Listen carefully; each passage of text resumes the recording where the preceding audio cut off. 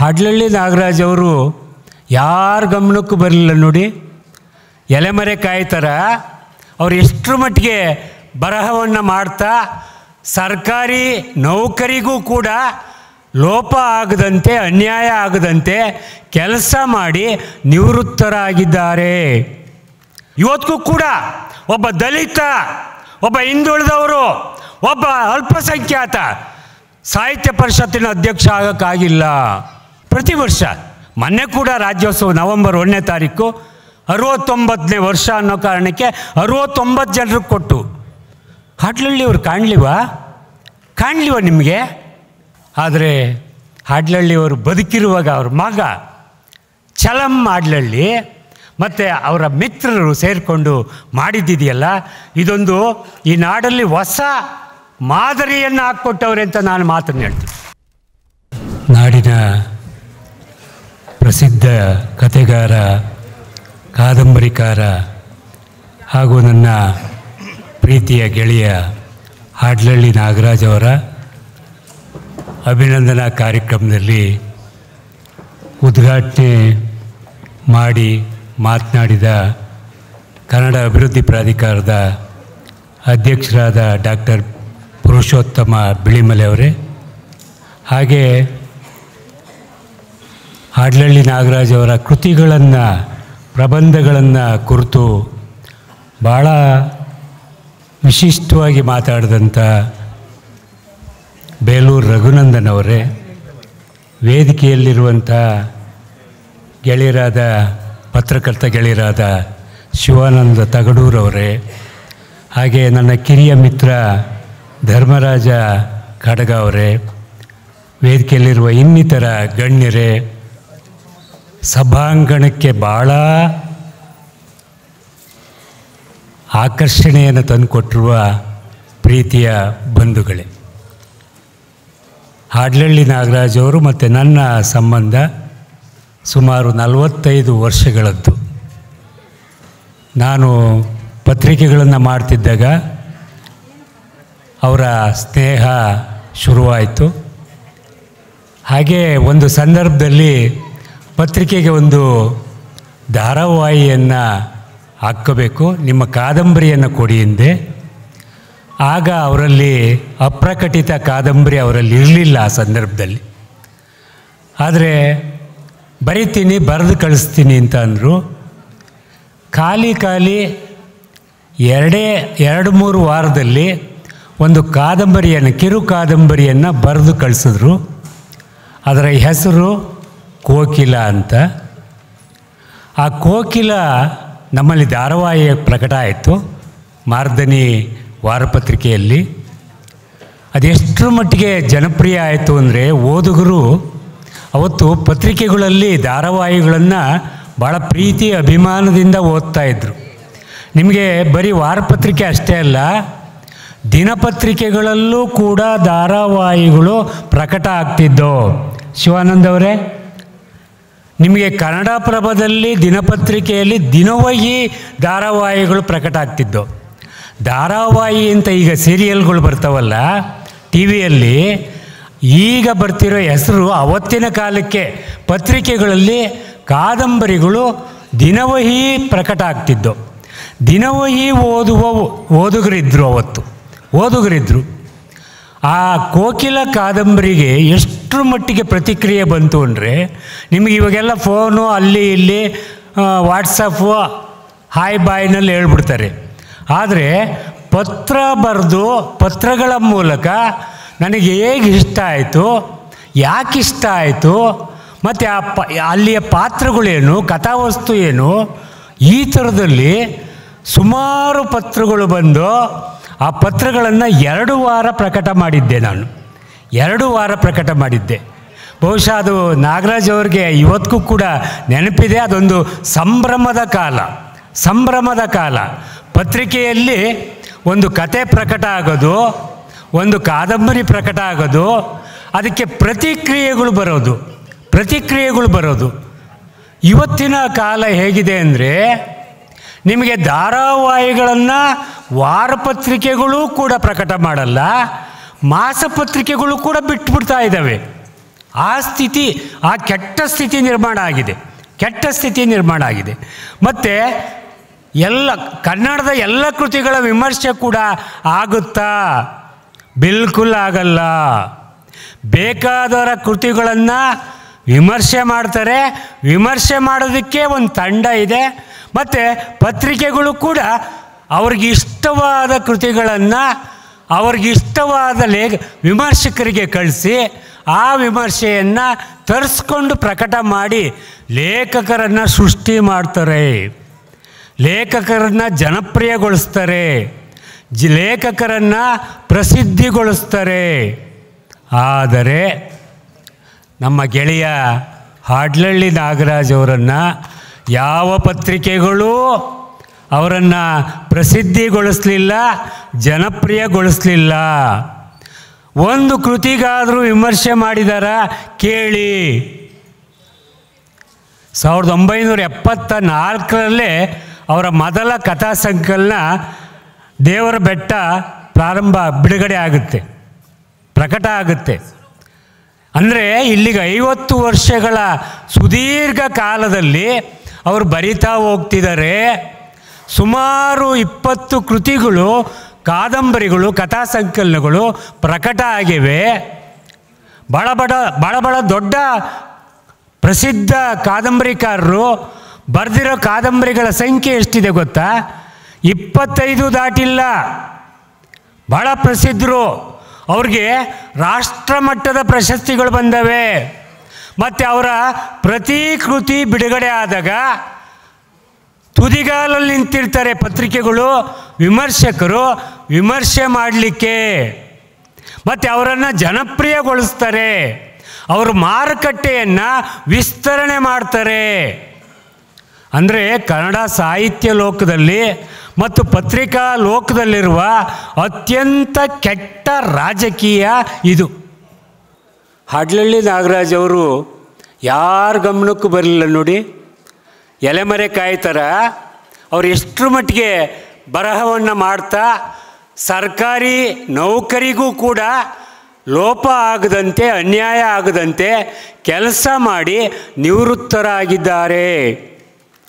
ಅಂಥವರನ್ನು ನಮ್ಮಲ್ಲಿ ಸಾಹಿತ್ಯ ಪರಿಷತ್ತಿದೆ. ನಾನು ಹೇಳಿದ್ರೆ ಬೇಸರ ಮಾಡ್ಕೋಬೋದು, ನಮ್ಮ ಪುರುಷೋತ್ತಮ ಬಿಳಿಮಲೆ ಅವರು ಅಧ್ಯಕ್ಷರಾಗಿಯವರೇ. ಆದರೆ ಆ ಕನ್ನಡ ಅಭಿವೃದ್ಧಿ ಪ್ರಾಧಿಕಾರದಲ್ಲಿ ಇಂಥ ಕಾರ್ಯಕ್ರಮಗಳನ್ನು ಮಾಡಿಸೋದಕ್ಕೆ ಅವಕಾಶ ಇಲ್ಲ. ಹಾಗಾಗಿ ಅವ್ರನ್ನ ನಿಷ್ಠುರ ಮಾಡೋಕ್ಕಾಗಲ್ಲ. ಆದರೆ ಕನ್ನಡ ಪುಸ್ತಕ ಪ್ರಾಧಿಕಾರ ಇದೆ, ಕನ್ನಡ ಸಂಸ್ಕೃತಿ ಇಲಾಖೆ ಇದೆ, ಕನ್ನಡಿಗರ ಪ್ರಾತಿನಿಧಿಕ ಸಂಸ್ಥೆ ಅಂತ ಹೇಳ್ಕೊಳ್ಳುವ, ಜಂಬ ಕೊಚ್ಚಿಕೊಳ್ಳುವ ಸಾಹಿತ್ಯ ಪರಿಷತ್ತಿದೆ. ಆ ಸಾಹಿತ್ಯ ಪರಿಷತ್ತು ಇವತ್ತು 109 ವರ್ಷ ಆಗಿದೆ. 110 ವರ್ಷ ಮುಂದಿನ ವರ್ಷಕ್ಕೆ ಅದು ತುಂಬುತ್ತೆ. ಆದರೆ ಆ ಸಾಹಿತ್ಯ ಪರಿಷತ್ತಲ್ಲಿ ತನ್ನ ಕರ್ತವ್ಯ ಏನು? ಯಾವ್ಯಾವ ಸಾಹಿತಿಗಳು ಎಲೆಮರೆಕಾಯಿಗಳಂತೆ ಪ್ರಾಮಾಣಿಕವಾಗಿ ಬರೆದು ಒಳ್ಳೆ ಕೃತಿಗಳನ್ನು ಕೊಟ್ಟಿದ್ದಾರೆ, ಅವರನ್ನು ಗುರುತಿಸಬೇಕು, ಅವರನ್ನು ಕರೆದು ಗೌರವಿಸಬೇಕು.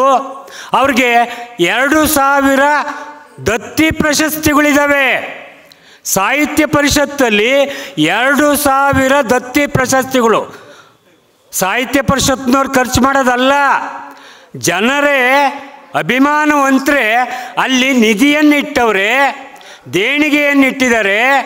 ಅವರ ಅಪ್ಪನ ಹೆಸರಲ್ಲೋ ಅಮ್ಮನ ಹೆಸರಲ್ಲೋ ಅಥವಾ ಅವರ ಸಂಬಂಧಿಕರ ಹೆಸರಲ್ಲೋ ದತ್ತಿ ನಿಧಿ ಪ್ರಶಸ್ತಿಯನ್ನು ಕೊಡುವ ವ್ಯವಸ್ಥೆ ಇದೆ. ಸಾಹಿತ್ಯ ಪರಿಷತ್ತು 109 ವರ್ಷ ತುಂಬಿರುವ ಪರಿಷತ್ತು 50 ವರ್ಷದಿಂದ ಸಾಹಿತ್ಯ ಕೃಷಿಯನ್ನು ಮಾಡಿಕೊಂಡು ಪ್ರಾಮಾಣಿಕವಾಗಿ ಬದುಕಿರುವ ಹಾಡ್ಲಳ್ಳಿಯವರ ಗಮನವೇ ಇಲ್ಲ ಅವರತ್ತ. ಇಂಥ ಪರಿಷತ್ತುಗಳು ಯಾಕೆ ಬೇಕು? ನನ್ನ ಪ್ರಶ್ನೆ.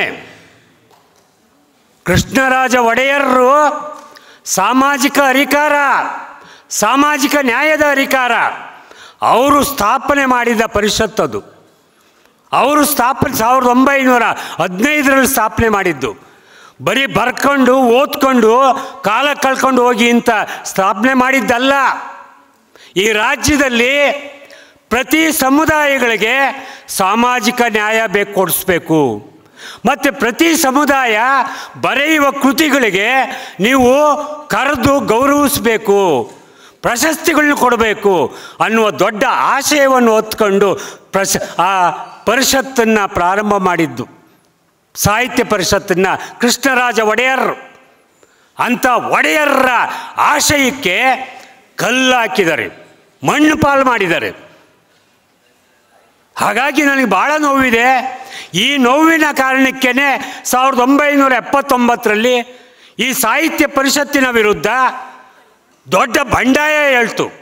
ಬಂಡಾಯ ಎದ್ದು ಬಂಡಾಯ ಸಾಹಿತ್ಯ ಹುಟ್ಕೊಂತು.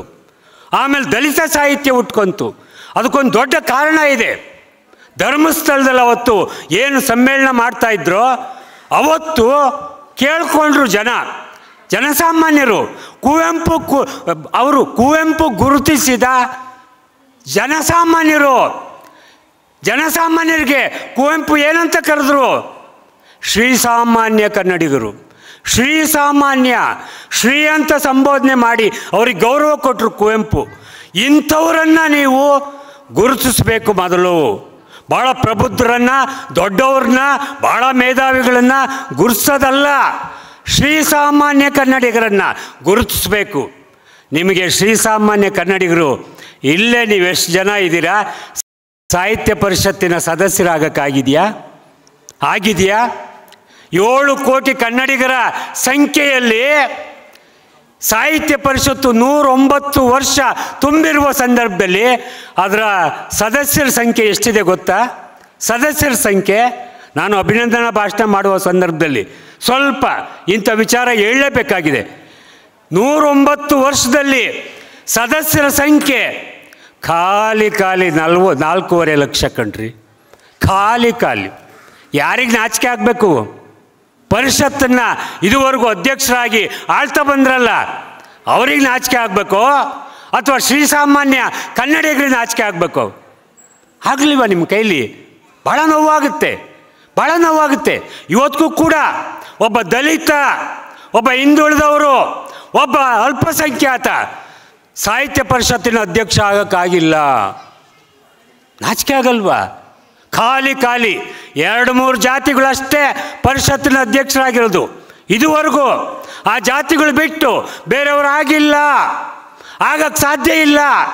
ಯಾಕೆ ಗೊತ್ತಾ? ಅವ್ರಿಗೆ ಬೇಕಾದವ್ರನ್ನ ಸದಸ್ಯರನ್ನ ಮಾಡ್ಕೊಂಡು ಕೂತವ್ರೆ. ಅವ್ರು ಓಟ್ ಹಾಕಿದ್ರೆ ಇವ್ರು ಗೆದ್ಕೋತಾರೆ. ದಲಿತ ಓಟ್ ಹಾಕಿಸ್ಕೋತಾನ, ಗೆಲ್ತಾನ.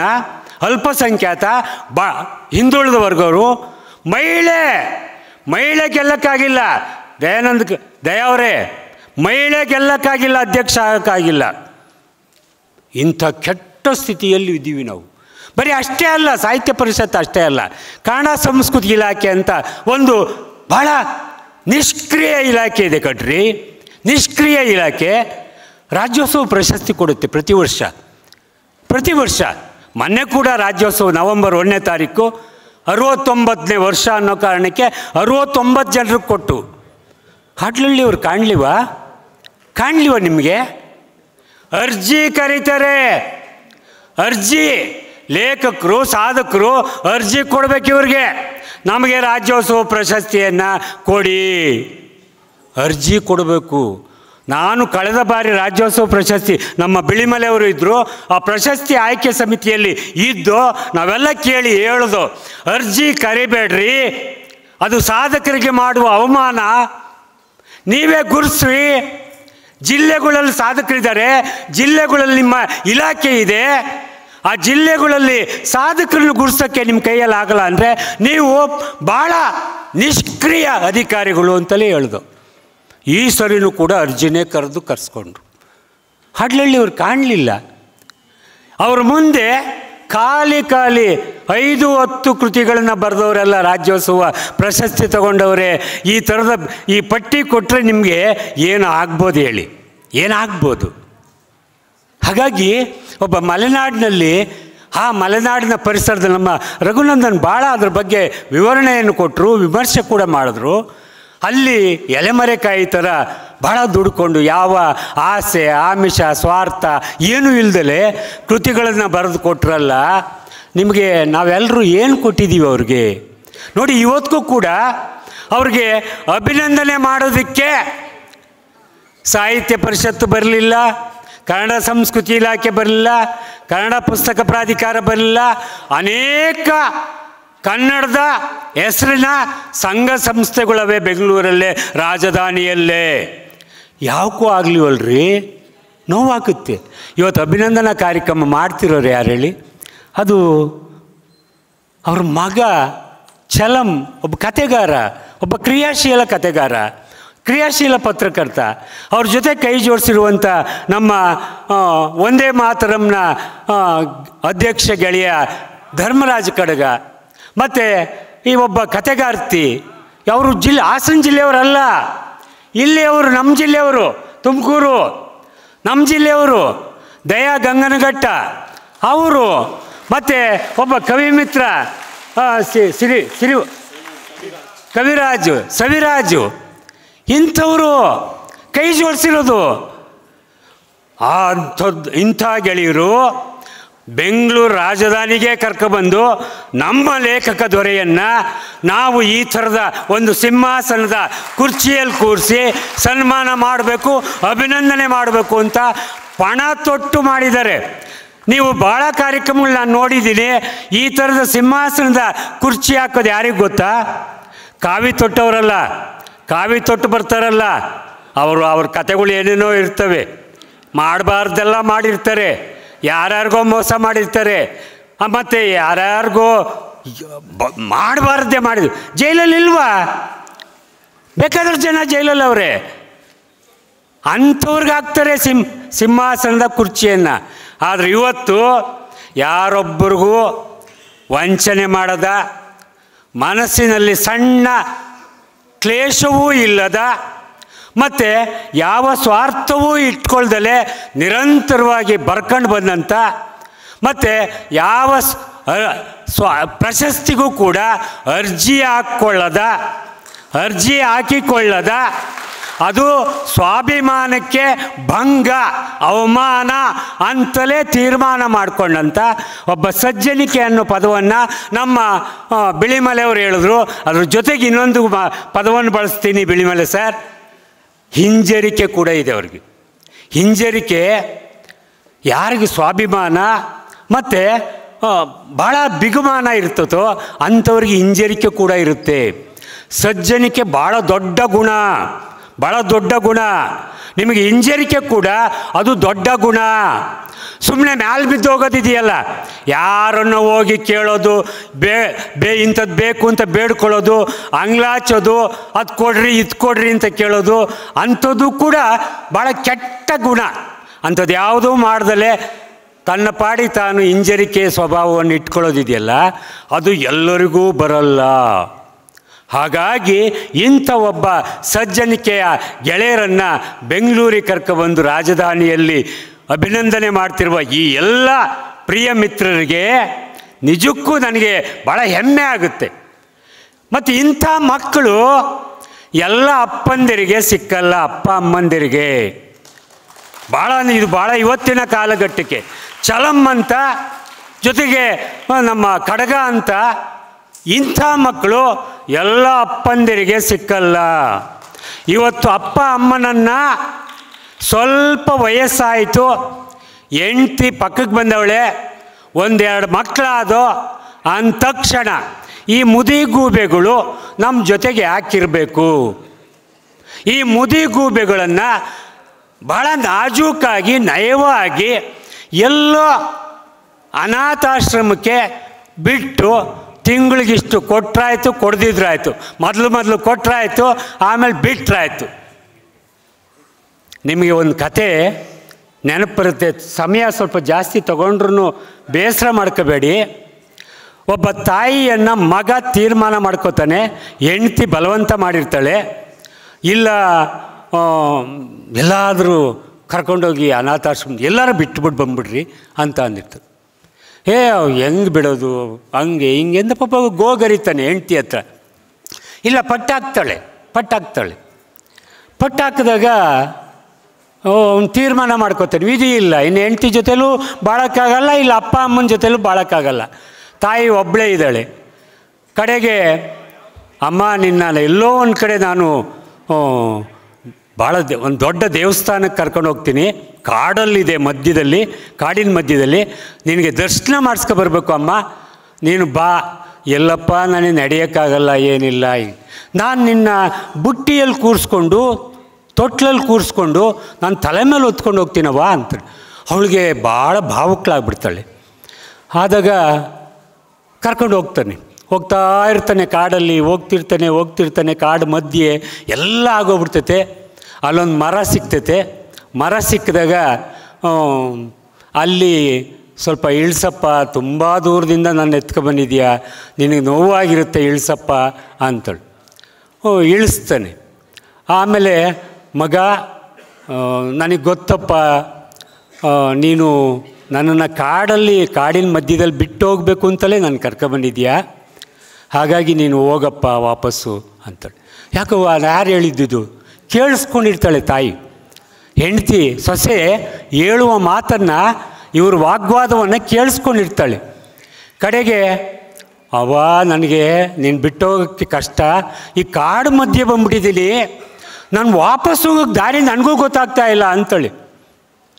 ಮಗ, ಬೇಸರ ಮಾಡ್ಕೋಬೇಡ, ನಿನ್ನ ದಾರಿ ನಿನಗೆ ಭಾಳ ಸುಲಭವಾಗಿ ನಾನು ಮಾಡ್ಕೊಬಂದಿದ್ದೀನಿ ಅಂತೇಳಿ. ಹೇಗೆ ಮಾಡಿರ್ತಾಳೆ ಅಂದರೆ, ಉದ್ದಕ್ಕೂ ಆ ಬುಟ್ಟಿ ತುಂಬ ಎಲೆಗಳು, ಒಣಗಿರೋ ಎಲೆಗಳು ಅವು ಇವೆಲ್ಲ ತುಂಬ್ಕೊಂಡು ಬಂದು ಹಿಂದೆಗಡೆ ಒಂದೊಂದೇ ಹಾಕ್ಕೊಂಡು ಬಂದಿರ್ತಾಳೆ ಮೇಲೆ ಕೂತ್ಕೊಂಡು. ನನ್ನ ಮಗ ವಾಪಸ್ ಹೋಗುವಾಗ ಸುರಕ್ಷಿತವಾಗಿ ನನ್ನ ಮನೆಗೆ ಹೋಗಲಿ ಅಂತ. ಹೋಗ ಮಗ, ದಾರಿ ನಿನಗೆ ಸುಲಭವಾಗಿದೆ ಅಂತ. ಆವಾಗ ಅವನಿಗೆ ತಡ್ಕೊಳಕ್ಕಾಗಲ್ಲ. ಅದು ಏನೇ ಕಷ್ಟ ಆಗಲಿ, ನಾನು ತಪ್ಪು ಮಾಡಿಬಿಟ್ಟಿದ್ದೀನಿ, ನಾನು ಮನೆಗೆ ಕರ್ಕೊಂಡು ಹೋಗ್ತೀನಿ ನಡಿ, ಅದೇನೇ ಕಷ್ಟ ಆಗಲಿ, ನೀನು ಬಿಟ್ಟಿರೋಕ್ಕಾಗಲ್ಲ ನನಗೆ ಅಂತ ಅವಾಗ ವಾಪಸ್ ಕರ್ಕೊಬರ್ತಾನೆ. ಇಂಥದ್ದು ಸ್ಥಿತಿ ಕಣ್ರಿ ಇವತ್ತು. ಈ ಕರ್ನಾಟಕ ಅಷ್ಟೇ ಅಲ್ಲ, ಇಡೀ ಭಾರತ, ಅದರಲ್ಲಿ ಕರ್ನಾಟಕ ನಂಬರ್ 1. ನಾಚಿಕೆ ಆಗುತ್ತೆ, ನೋವಾಗುತ್ತೆ. ಹಾಗಾಗಿ ನನಗೆ ಈ ಗೆಳೆಯರ ಬಗ್ಗೆ ನಿಮಗೆ ಜಹೋ ನಾರಾಯಣ ಸ್ವಾಮಿಯವರು ಹಾಸನ ಜಿಲ್ಲೆಯ ಒಂದು ದೊಡ್ಡ ಕಿರೀಟ ಕಣ್ರಿ. ಭಾಳ ಅದ್ಭುತವಾದಂಥ ವಿಚಾರವಂತ ಲೇಖಕ ಯಾರಾದರೂ ಹಾಸನ ಜಿಲ್ಲೆಯಲ್ಲಿ ಇದ್ದರೆ, ಹಾಸನದಲ್ಲಿ ಗೊತ್ತಲ್ಲ ನಿಮ್ಮನ್ನೆಲ್ಲ ರಾಜಕಾರಣ ಎಷ್ಟು ಮಟ್ಟಿಗೆ ಮೌಢ್ಯದ ಪರಮಾವಧಿಗೆ ತಗೊಂಡೋಯ್ತು ಅಂತ ಅಂದರೆ, ಅದನ್ನು ಹೇಳಿದ್ರೆ ಭಾಳ ನೋವಾಗುತ್ತೆ ಕೆಲವ್ರಿಗೆ. ಹೇಳ್ಕೊಳ್ಳೋದು ಬೇಡ, ಹೇಳ್ಕೊಳ್ಳೋದು. ನೆನ್ನೆ ತಾನೇ ನಮ್ಮ ತುಮಕೂರು ಜಿಲ್ಲೆಯ ಜಿಲ್ಲಾ ಸಾಹಿತ್ಯ ಸಮ್ಮೇಳನದಲ್ಲಿ ನಾನು ಸಮಾರೋಪ ಭಾಷಣ ಮಾಡುವಾಗ ಹಾಸನದ ರಾಜಕಾರಣದ ಬಗ್ಗೆ, ಹಾಸನದ ಜನರ ಬಗ್ಗೆ ಸ್ವಲ್ಪ ನಿಷ್ಠುರವಾಗಿ ಮಾತಾಡಿದೆ. ಅದನ್ನ ಆಡ್ಲಳ್ಳಿಯವ್ರಿಗೆ ನಾನು ಅದನ್ನ ಪ್ರಸ್ತಾಪ ಕೂಡ ಮಾಡಿದೆ. ತಗಡೂರವರೇ, ನೀವು ಬೇಸರ ಮಾಡ್ಕೊಬಿಟ್ಟು, ನೀವು ಹಾಸನ ಜಿಲ್ಲೆಯವರು. ಯಾಕೆ ಅಂದರೆ ನನಗೆ ಹಾಸನ ಎಲ್ಲಿದೆ? ನಮ್ಮ ರಾಜ್ಯದಲ್ಲಿ ತಾನೆ. ತುಮಕೂರು ಜಿಲ್ಲೆಯಲ್ಲೈತೆ, ಇದೇ ರಾಜ್ಯದಲ್ಲಿ ತಾನೆ. ನೀವು ಮಲೆನಾಡಿನ ಜನ, ಅರೆ ಮಲೆನಾಡಿನ ಪ್ರದೇಶವೂ ಇದೆ ನಿಮ್ಮಲ್ಲಿ. ನಮ್ಮ ಜಿಲ್ಲೆ ಏನು ಹೇಳಿ? ತುಮಕೂರು ಜಿಲ್ಲೆ ಪಕ್ಕ ಬಯಲು ಸೀಮೆ. ನಮ್ಮ ಜಿಲ್ಲೆಯಲ್ಲಿ ರಾಗಿ, ಭತ್ತ, ಕಬ್ಬು, ಕಡಲೆಕಾಯಿ ಇಷ್ಟು ಬಿಟ್ಟರೆ ಬೇರೆ ಏನೂ ಬೆಳೆಯೋಕ್ಕಾಗಲ್ಲ. ಅದಕ್ಕೆ ಮಳೆ ಕಾರಣ. ಮಳೆ ಬರಲಿಲ್ಲ, ಕೆರೆ ತುಂಬಿಸ್ಲಿಲ್ಲ ಅಂದರೆ ಏನೂ ಬೆಳೆಯೋಕ್ಕಾಗ್ತಿರಲಿಲ್ಲ. ಮಳೆ ಬಂದು ರಾಗಿ ಆದರೂ ಬೆಳೀತಿದ್ದೋ, ಕನಿಷ್ಠ ರಾಗಿ ಆದರೂ. ನಾವು ಬದುಕಿರೋದೇ ರಾಗಿ ಬೆಳೆಯಲ್ಲಿ. ಈ ರಾಜ್ಯಕ್ಕೆಲ್ಲ ರಾಗಿ ಕೊಟ್ಟಿದ್ದೀವಿ. ಅಂಥ ಜಿಲ್ಲೆಗೆ ನಿಮ್ಮ ಹೇಮೆ ನೀರನ್ನು ಹರಿಸ್ಬೇಕು ಅಂದಾಗ ಎಷ್ಟು ರಾಜಕಾರಣ ಮಾಡಿದ್ರಿ ನಿಮ್ಮ ಜಿಲ್ಲೆಯ ರಾಜಕಾರಣಿಗಳು. ಬಿಡಲ್ಲ ಅನ್ಲಿವಾ? ಆದರೆ ನಮ್ಮ ಜಿಲ್ಲೆಯ ಅವತ್ತಿನ ರಾಜಕಾರಣಿಗಳು, ನಾನು ಹೇಳ್ತಾ ಇರೋದು 20 ವರ್ಷದ ಮುಂಚಿನ ರಾಜಕಾರಣಿಗಳು ಪಟ್ಟಾಕಿದ್ರು. ಅದು ಹೇಗೆ ಬಿಡಲ್ಲ, ನಾವು ನೋಡ್ತೀವಿ ಅಂತ. ಅಸೆಂಬ್ಲಿಯಲ್ಲೂ ಗಲಾಟೆ ಮಾಡಿದ್ರು, ಬೀದಿಯಲ್ಲೂ ಗಲಾಟೆ ಮಾಡಿದ್ರು. ಅದರಲ್ಲೂ ನಮ್ಮ ಕುಣಿಗಲ್ನಲ್ಲಿ ಈ ನಿಮ್ಮ ಊರಿಗೆ ಹೋಗುವ ಹಾಸನದ ರಸ್ತೆಯನ್ನು ಗೋಡೆ ಕಟ್ಟಿ ಬಂದ್ ಮಾಡ್ತೀವಿ. ಅದು ಹೆಂಗೆ ಹೋಗ್ತೀರೋ ನಿಮ್ಮ ಹಾಸನಕ್ಕೆ ಹೋಗಿ? ಬೇರೆ ದಾರಿ ಇರ್ಬೋದು, ಆದರೆ ನೇರ ದಾರಿ ಈ ಥರದ ಪಟ್ಟು ಹಾಕಿದ್ದಕ್ಕೆ ನಮ್ಮ ಜಿಲ್ಲೆಗೆ ನೀರು ಬಂತು. ಇವತ್ತು ನಾವು ನದಿ ನೋಡಿಲ್ಲ, ಅಣೆಕಟ್ಟೆ ನೋಡಿಲ್ಲ, ನಿಮ್ಮ ಚಾನಲ್ಗಳು ನೋಡ್ತಾ ಇದ್ದೀವಿ. ಚಾನಲ್ ನೀರು ಬರ್ತಾಯಿದೆ, ಕೆರೆಗಳು ತುಂಬ್ತಾವೆ. ನಮಗೆ ಅಂತರ್ಜಲ ಬೇಸಾಯಕ್ಕೆ ಕೊಡ್ತಾ ಇಲ್ಲ, ಕುಡಿಯೋಕ್ಕೆ ಕೊಡ್ತಾವ್ರೆ. ಮತ್ತು ಆ ಅಂತರ್ಜಲ ಹೆಚ್ಚುತ್ತಾ ಇದೆ, ಬದುಕಿದ್ದೀವಿ. ಇವತ್ತು ಆ ಥರದ ಮಳೆಯಲ್ಲಿ ಕೆರೆ ತುಂಬಿಸೋಕ್ಕಾಗ್ತಾ ಇಲ್ಲ. ಅಂಥ ಹಾಸನದ ಜನರು ಇವತ್ತು ನೀವೆಲ್ಲರೂ ಅಲ್ಲಿಂದ ಬಂದು ಇಂಥ ಒಬ್ಬ ಪ್ರೀತಿಯ ಗೆಳೆಯನನ್ನು ಅಭಿನಂದಿಸ್ತಾ ಇದ್ದೀರಲ್ಲ, ನಿಜಕ್ಕೂ ನಿಮಗೆ ಹ್ಯಾಟ್ಸಪ್ ಹೇಳ್ಬೇಕು.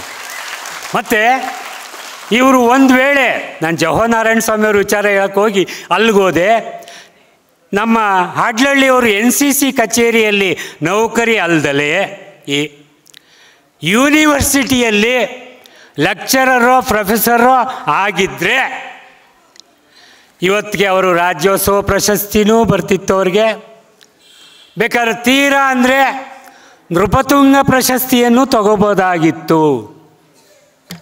ಅವರು ಯೂನಿವರ್ಸಿಟಿಯಲ್ಲಿ ಪ್ರೊಫೆಸರ್ ಆಗಿರಲಿಲ್ಲ. ನಿಮಗೆ ಬನ್ನಿ, ಇವತ್ತು ಯೂನಿವರ್ಸಿಟಿಯಲ್ಲಿ ಪ್ರೊಫೆಸರ್ಗಳು, ರೀಡರ್ಗಳು, ಮತ್ತೊಂದು ಮಗದೊಂದು ಆದವರು ಎಷ್ಟು ಜನ ಶಿಷ್ಯಂದರನ್ನು ಇಟ್ಕೊಂಡವ್ರೆ, ಅನುಯಾಯಿಗಳನ್ನು ಇಟ್ಕೊಂಡವ್ರೆ, ಮತ್ತು ಅವರ ಹಿಂಬಾಲಕರನ್ನು ಇಟ್ಕೊಂಡವ್ರೆ. ಅವರು ಲಾಬಿ ಮಾಡಿಕೊಂಡು ಏನು 60 ವರ್ಷಕ್ಕೂ ಅಭಿನಂದನೆ, 75 ವರ್ಷಕ್ಕೂ ಅಭಿನಂದನೆ, ಮತ್ತು ಅವರು ಇಲ್ಲವಾದ ಮೇಲೂ ಕೂಡ ಅವ್ರಿಗೆ ಸಮಾರಾಧನೆ ಕಾರ್ಯಕ್ರಮ ನಡೀತವೆ. ಆದರೆ ಹಾಡ್ಲಳ್ಳಿಯವರು ಬದುಕಿರುವಾಗ ಅವ್ರ ಮಗ ಚಲಂ ಹಾಡ್ಲಳ್ಳಿ ಮತ್ತು ಅವರ ಮಿತ್ರರು ಸೇರಿಕೊಂಡು ಮಾಡಿದ್ದಿದೆಯಲ್ಲ, ಇದೊಂದು ಈ ನಾಡಲ್ಲಿ ಹೊಸ ಮಾದರಿಯನ್ನು ಹಾಕ್ಕೊಟ್ಟವ್ರೆ ಅಂತ ನಾನು ಮಾತನ್ನು ಹೇಳ್ತೀನಿ. ಈ ಮಾದರಿಯನ್ನು ನಾವು ಎಲ್ಲರೂ ಕೂಡ ಗಂಭೀರವಾಗಿ ಸ್ವೀಕಾರ ಮಾಡಬೇಕಾಗಿದೆ, ಗಂಭೀರವಾಗಿ ಸ್ವೀಕಾರ.